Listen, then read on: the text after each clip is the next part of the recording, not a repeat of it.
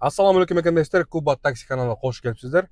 Бірінші видеоның баштарының алдында бұл голосовойды бірінші уғалы, анан сөз баштайбыз. Жигиттери, ушу голосовойду бүт эле группаларга жөнөтүп болчу. Заказ жок, такси болбой калды деп. Чача-мача деп элеп аткандарга шүгүрдөгүлө стройкада иштесеңер мынча акча таппайсыңар, бетиңерге айтайын. Анан такси окшошпой атат деп. Сени ким кармоодат? Жакпайбы? Бар. Стройкада иште, дворник бол иште, башка жумушта олтурагы. Анан наалы берген, анан мындай болду, тигиндей болду деп кичине шыңгып жүргөндөн эркек болуш керек экен, таң сүйлөпчү. Койгула, антип наалыбагыла, Алла таалам дагы мындай шүгүр деген адамдар жакшы көрөт да. Угуп атам, күнүгө угуп уже кадимкидей давление көтөрүлүп кетип атты. Болбой, заказ жок, такси болбой калды, такси өлөйүн деп калды. Анда эмне иштеп атасың деп каждыйына бербей общий бир эле жөнөтүп болчу ушул голосовойду. Кагалайындар. Уже угуп нерчи давай давление көтөрүлүп кетип, давление кылып көтөрмөй калды да адамдарчы. Иштеген киши собсон эле иш болуп атат. Жалпылык эмес да. Жумуш мындай, анан кеф жок деп. Иштеш керек, только иштеш керек. Москва иштегени келдим, иште. Такси окшошпой атабы, стройкага иште. Стройка иштешке окшошпойбу? Магазинге иште. Магазин болбой, дворник бол иште. Жумушта олтура. Жигиттер, ошондой наалыбагыла.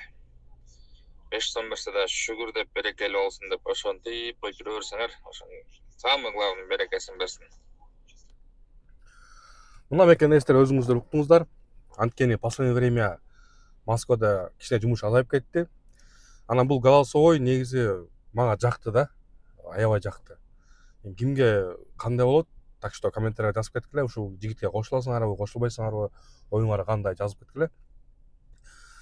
Негизи жумуш болуп атканда, коэффициент күйүп атканда, жумуш көп болуп атканда эч кимибиз унчукпай, тымызын иштейбиз. Анан кичине иш болбой калса эле сразу баштайт московский таксисттер. Эми кээ бирөөсү да бар дейм, кээ бирөөсү наалып, жумуш жок, так деп чымда. Сабыр кылыш керек, сабыр. Сабыр кылсаң, сабырдын түбү саалыктын. Так что баары жакшы болот. Анан жана иш айтып кетерим. Азыр байкап жүрөм группаларда баардык водительдерден бул Яндекс бонус берген да. Ошолор самозаказ кылып, бирөөгө заказ кылдырып, бонустарын жаап атат да. Бирок ошол самозаказ деген болбойт. Аны бонусту кайра төлөп бербейт да. По-любому аны билип коет. Яндекс бизден 1000 эсе, 2000 эсе умный келет да. Так что ал деген болбойт. Мисалы бүгүн заказ кылып атышат, мисалы бүгүн 14 март 2025 жыл, бүгүн бонус бүтөт, эртең акчасын алышат да. Бирок ошентип жанагынтип заказ кылгандар алышпайт. Ошону айтып коеюн. Үчүнчү маселе. Менде московский группалардан толтура группа бар. Бирөөсүндө 500дөн, бирөөсүндө 1000ден адамдар бар. Угам да, голосовойлордо элдерде кандай эме болот депчи.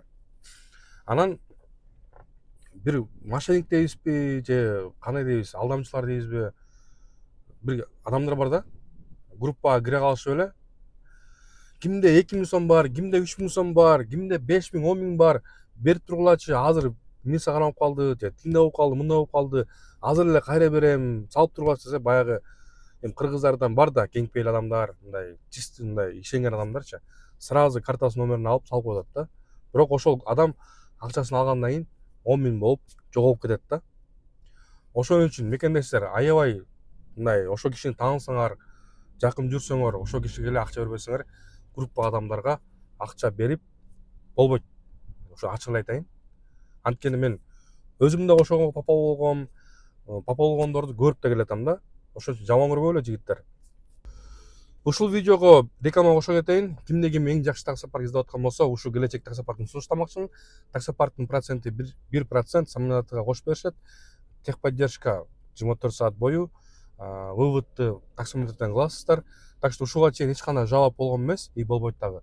Так что келиңиздер, кошулабыз, чогуу иштейбиз. Аман болуңуздар.